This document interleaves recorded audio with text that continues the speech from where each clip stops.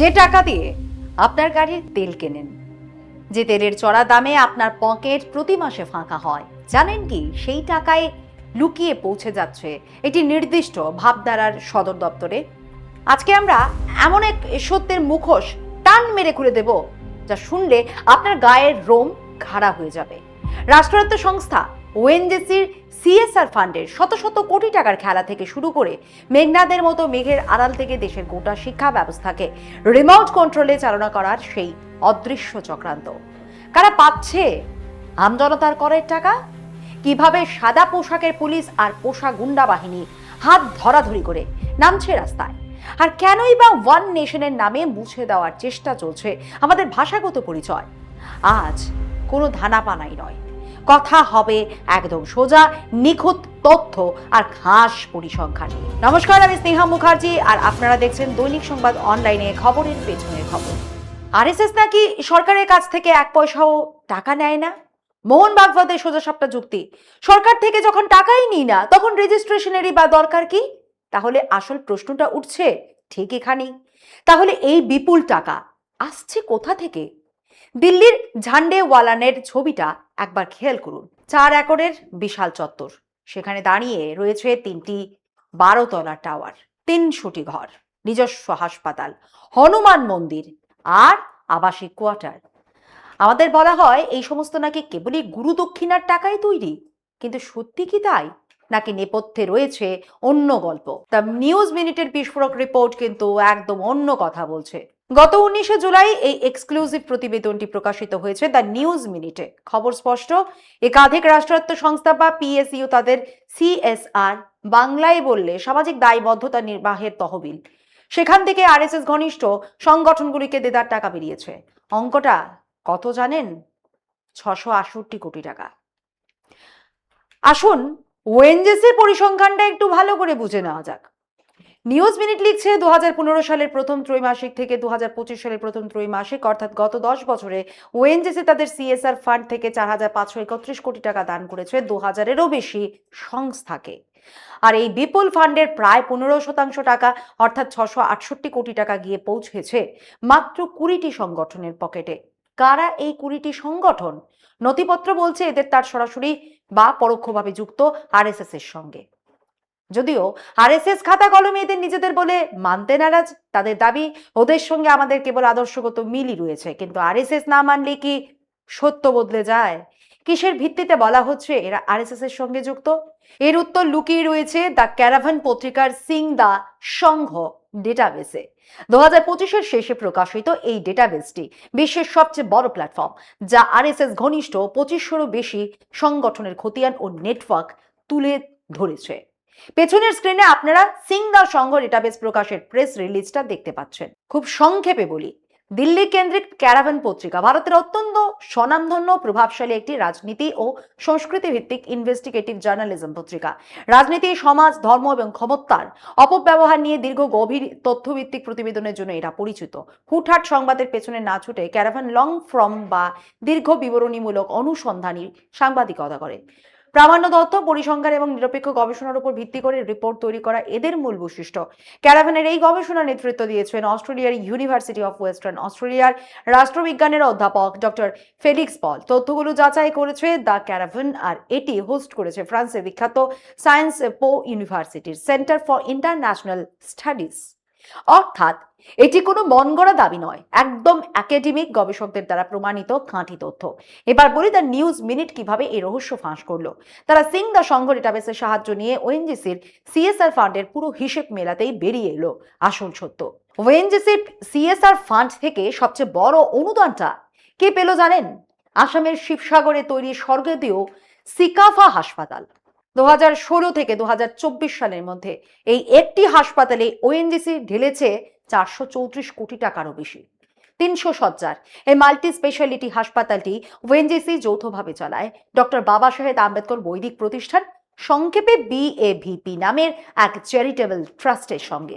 RSS এর নিজস্ব মুখপত্র the organiser স্পষ্ট লিখেছে এই ট্রাস্টটি চালান খোদ আরএসএস এর সেবকরাই।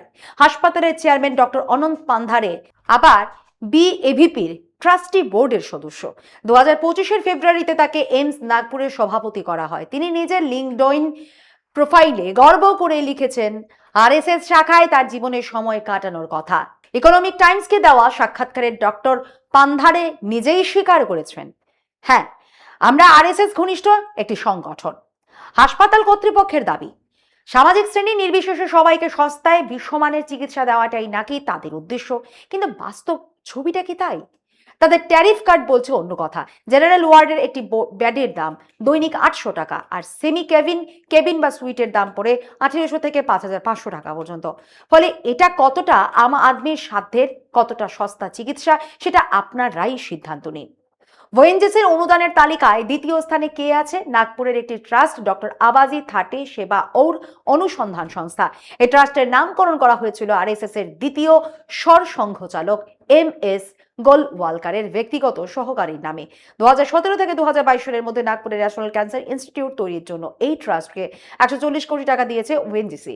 এই ক্যান্সার ইনস্টিটিউটের সাধারণ সম্পাদক তথা সিইও হলেন শৈলেশ যোগলেকর, যিনি আবার এই ট্রাস্টেরও জেনারেল সেক্রেটারি। ইনিও কট্টর আরএসএস সদস্য, বিশ্ব হিন্দু পরিষদের সক্রিয় নেতা ছিলেন এবং একসময় বজরং দলের বিদর্ভ শাখার প্রধান ছিলেন।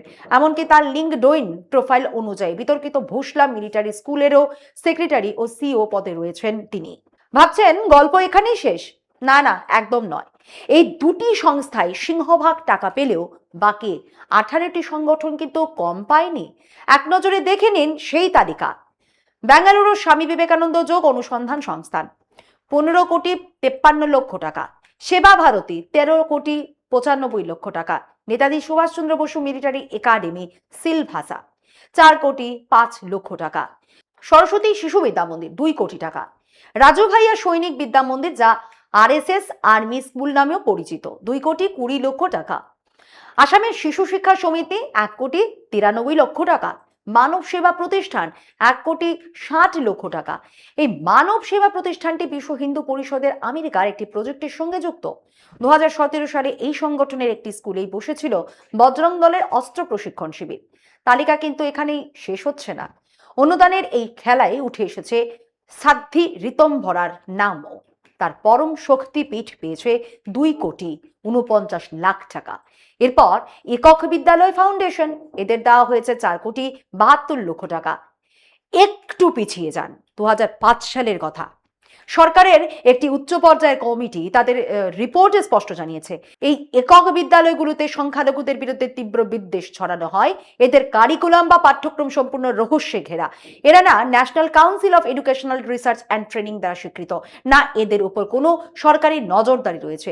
একাধিক রিপোর্টে এও অভিযোগ তোলা হয়েছে যে আদিবাসীদের নিজস্ব ঐতিহ্য ও সংস্কৃতিকে চেপে দিয়ে তাদের উপর জোর জবরদস্তি হিন্দুত্ববাদী পরিচয় চাপিয়ে দেওয়াই এই বিশ্ববিদ্যালয়গুলোর মূল কাজ। তবে কি সরকারি ফান্ডের এই দান্য ধ্যান কেবল আরএসএস ঘনিষ্ঠদের মধ্যে সীমাবদ্ধ ছিল? একদম নয়। ওএনজিসির সিএসআর ফান্ডের আরেক বিরাট বড় অঙ্কের প্রাপক হলো PM কোয়ার্স ফান্ড। এই ফান্ডে ওএনজিসি একাই দিয়েছে 300 কোটি টাকা। যে ফান্ডের স্বচ্ছতা নিয়ে প্রথম দিন থেকেই দেশের নাগরিক সমাজ প্রশ্ন তুলে আসছে, কত টাকা জমা পড়লো, কোথায় সেই টাকা খরচ হলো, তার কোনো পরিষ্কার হিসেব সরকার আজ পর্যন্ত প্রকাশ্যে আসেনি। শুধুই কি তাই, ওএনজিসি সহ দেশের 5টি প্রথম সারির সরকারি তেল সংস্থা Indian oil, Hindustan petroleum, Bharat petroleum এবং অয়েল ইন্ডিয়া লিমিটেড সব মিলিয়ে প্রায় 146 কোটি টাকা দিয়েছে স্ট্যাচু অফ ইউনিটি অর্থাৎ সর্দার বল্লভভাই প্যাটেলের মূর্তি তৈরির জন্য। এর মধ্যে 2016 থেকে 2019-এর মধ্যে একা ওএনজিসি সর্দার বল্লভভাই প্যাটেল রাষ্ট্রীয় একতা ট্রাস্টকে দিয়েছে 100 কোটি টাকা। এখন সবচেয়ে বড় এবং মৌলিক প্রশ্নটি হলো, একটি সরকারি তেল সংস্থার টাকা কেন বারবার এই নির্দিষ্ট দিশাতেই প্রবাহিত হলো? এর উত্তর পেতে হলে তাকাতে হবে ওএনজিসির বোর্ড এবং তাদের সিএসআর ফান্ডের সিদ্ধান্ত নেওয়ার দায়িত্বে থাকা শীর্ষ কমিটির দিকে। গত কয়েক বছরের নজর রাখলেই দেখা যাবে বিজেপির খুব ঘনিষ্ঠ ব্যক্তিত্বদের বসিয়ে রাখা হয়েছিল ওএনজিসির বোর্ড এবং সিএসআর কমিটির গুরুত্বপূর্ণ পদে। উদাহরণ চান? 2017 সালে বিজেপি সংসদ তথা তৎকালীন জাতীয় মুখপাত্র সম্বিত পাত্রকে 3 বছরের জন্য ওএনজিসি বোর্ডের নন অফিসিয়াল ডিরেক্টর পদে বসানো হয়। সেই সময় নিয়ম কানুন ভেঙে এই নিয়োগ নিয়ে তীব্র বিতর্কের সৃষ্টি হয়েছিল। একইভাবে রিনা জেটলি, যিনি সম্প্রতি ওএনজিসি বোর্ডের ইন্ডিপেন্ডেন্ট ডিরেক্টর হিসেবে নিজের 4 বছরের মেয়াদ শেষ করলেন, তিনি 2021 থেকে 2026 সাল পর্যন্ত এই সংস্থায় সিএসআর কমিটির একদম শীর্ষ প্রধান বা প্রধান কর্ত্রী হিসেবে দায়িত্ব সামলেছেন। নিয়োগের আসল সমীকরণটা আরো একটু খোলসা করা যাক। ওএনজিসির পদে বসার সময় এই রীনা জেটলির পরিচয় কি ছিল জানেন? তিনি ছিলেন পাঞ্জাব রাজ্য বিজেপি মহিলা মোর্চার সভাপতি, আর 2024 সালে তিনি ছিলেন পাঞ্জাব বিজেপির রাজ্য সম্পাদক। শুধু রীনা জেটলি একা নন, 2021-এর শেষের দিকে পশ্চিমবঙ্গের মালদা জেলার প্রবীণ বিজেপি নেতা শ্যামচাঁদ ঘোষকেও ওএনজিসির স্বাধীন পরিচালক হিসেবে নিয়োগ করা হয়। অর্থাৎ হিসেবটা একদম পরিষ্কার। কোটি কোটি টাকার সরকারি তহবিল কোন সংগঠনে যাবে তা ঠিক করার শীর্ষ চেয়ারগুলোতে কিন্তু বসিয়ে রাখা হয়েছে শাসক দলের সরাসরি দলীয় নেতাদের।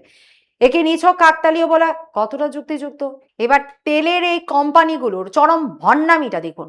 কোম্পানি সামাজিক দায়বদ্ধতা বা সিএসআর এর নামে একটি নির্দিষ্ট মতাদর্শের পেছনে তো কোটি কোটি টাকা তারা ঠিকই উড়াবে, কিন্তু আন্তর্জাতিক বাজারে অপরিশোধিত তেলের দাম কমলে যখন সাধারণ মানুষের জন্য পেট্রোল ডিজেলের দাম কমানোর কথা বলা হবে, তখন এই কোম্পানিগুলি ভারী টান পড়েছে বলে কান্নাকাটি জুড়ে দেবে।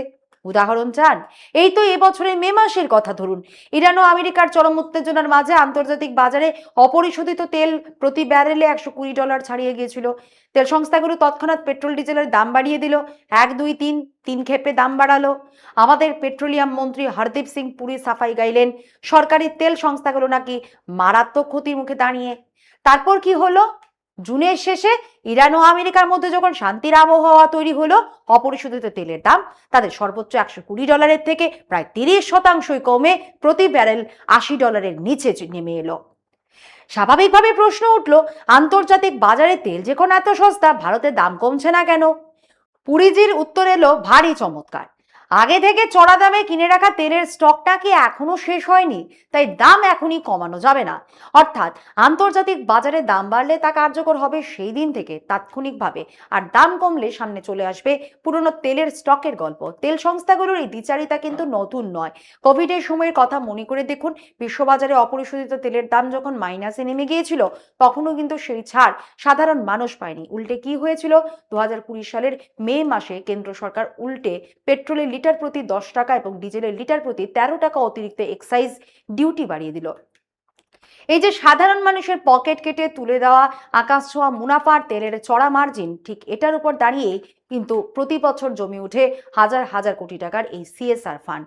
আর তারপর চুপি চুপি সেই টাকা পৌঁছে দেওয়া হয় একটি বিশেষ রাজনৈতিক ও সামাজিক মতাদর্শের অনুগামী গোষ্ঠীগুলোর হাতে। মোহন ভাগবত মুখে যতই দাবি করুন না কেন, আরএসএস সরকার থেকে 1 পয়সাও ফান্ডিং নেয় না। আসল সত্যিটা কি আর চাপা থাকছে? যে আমদানিদার পকেট থেকে পেট্রোল ডিজেলের চড়া দামের নামে প্রতি মাসে জোর করে টাকা খসানো হচ্ছে, সেই জনগণের টাকাই ঘুরপথে একটি রাষ্ট্রায়ত্ত সংস্থার মাধ্যমে হয়। গত 10 বছরে 668 কোটি টাকারও বেশি অঙ্কের রূপ নিয়ে পৌঁছে গেছে আরএসএস এর ইকোসিস্টেমে। গত 10 বছরে 668 কোটি টাকারও বেশি অঙ্ক রূপ নিয়ে পৌঁছে গেছে আরএসএস এর ইকোসিস্টেমে। দ্য নিউজ মিনিটের সাংবাদিকরা যখন খোদ ওএনজিসিকে সরাসরি প্রশ্ন করছিলেন কেন একটি নির্দিষ্ট চিন্তাধারার সঙ্গে যুক্ত সংগঠনগুলোকেই এই বিপুল পরিমাণ সরকারি ফান্ড বিলিয়ে দেওয়া হচ্ছে, ওএনজিসি কর্তৃপক্ষের কাছ থেকে কোনো উত্তর মেলেনি। বারবার মেল পাঠালেও তারা সম্পূর্ণ নীরব থেকেছে। বাকিটা আপনারা আপনাদের মতো বুঝে নিন। ভাবুন একবার, একটা পুরোপুরি সরকারি মালিকানাধীন সংস্থা, যার মূলধন বলতে গেলে দেশের সাধারণ করদাতাদেরই কষ্টার্জিত টাকা, তারা কোনো রকম জনসমক্ষে জবাবদিহি ছাড়াই টানা 10 বছর ধরে একটি বিশেষ রাজনৈতিক ও নির্দিষ্ট মতাদর্শের নেটওয়ার্ককে ফান্ড জুগিয়ে গেল। আর যখনই তাদের কাছে এই হিসেব চাওয়া হলো, তারা মুখে কুলু বেটে বসে রইল। কাদের টাকায় কাদের এই উৎসব? উত্তরটা বোধহয় আর কারোরই অজানা নয়। ওএনজিসির এই সিএসআর ফান্ডের শত শত কোটি টাকার মহা হরিলুট দেখে অবাক হচ্ছেন? হবেন না, কারণ সরকারি সংস্থা থেকে ফান্ডের অঙ্ক ঘুরপথে পকেটে পুড়ে নেওয়া তো স্রেফ হিমশৈলের চূড়া মাত্র। আসল খেলাটা কিন্তু আরো গভীরে, আরো অদৃশ্যে চলছে। রামায়ণে সেই রাবণের ভাই মেঘনাদের কথা মনে আছে? তিনি যেমন মেঘের আড়াল থেকে বাণ বর্ষণ করতেন, ঠিক সেইভাবেই ক্যামেরার নজর এড়িয়ে কোনো সরকারি রেজিস্ট্রেশন ছাড়াই সমগ্র ভারতের শিক্ষা ব্যবস্থাকে অদৃশ্যে নিয়ন্ত্রণ করে চলেছে আরএসএস। আসুন একটু তলিয়ে দেখা যাক জবাবদিহির ভয়টা এদের কতখানি। তা সম্প্রতি ফাঁস হয়ে গেছে। বাধ্য হয়ে এমন এক মন্ত্রীকে ইস্তফা দিতে হলো, যা এক বিরল ঘটনা। বিরল বলছি কারণ গত 24 বছরে এমনটা হয়নি। গুজরাটের মুখ্যমন্ত্রী হিসেবে মোদির 12 বছরের বেশিও, প্রধানমন্ত্রী হিসেবে 12 বছর, এই পুরো সময়ে রাজ্যে হোক বা কেন্দ্রে তার মন্ত্রিসভা থেকে কোনো মন্ত্রী রাজনৈতিক বা জনগণের চাপের মুখে ইস্তফা দেননি। ধর্মেন্দ্র প্রধান প্রথম। ধর্মেন্দ্রের জায়গায় যিনি শিক্ষামন্ত্রী হলেন, সেই প্রহ্লাদ যোশীও আরএসএস থেকেই উঠে আসা। সাদা পোশাকের পুলিশ আর সংঘের ইকোসিস্টেমে বেড়ে ওঠা একদল সশস্ত্র প্রাইভেট গুন্ডা, দুইয়ে মিলিয়ে রাজপথে পিটিয়ে ছাতু করেছে দেশের সচেতন শিক্ষিত তরুণ সমাজকে। ভাবুন, যৌবন বিদ্রোহ দমনের জন্য নামানো হলো কাদের? অশিক্ষিত, হিংস্র, কিছু স্বঘোষিত গৌরক্ষক ও ধর্মান্ধ গুন্ডা বাহিনীকে। পুলিশ সঙ্গে নিয়ে এই গুন্ডারা রাস্তায় নেমে সেই পড়ুয়াদের উপর হামলা চালালো। যারা দেশের ভবিষ্যৎ, অর্থাৎ শিক্ষার জবাব শিক্ষা দিয়ে দেওয়ার ক্ষমতা নেই, তাই পেশি শক্তি আর পুলিশের ভয় দেখিয়ে মুখ বন্ধ করার এই খেলা। এই দেশ এর আগে অনেক হিংসা দেখেছে, অনেক রাজনৈতিক অরাজকতা দেখেছে, কিন্তু পুলিশ নিজেই গুন্ডা বাহিনীকে সঙ্গে নিয়ে এসে আন্দোলনকারীদের উপর ঝাঁপিয়ে পড়েছে।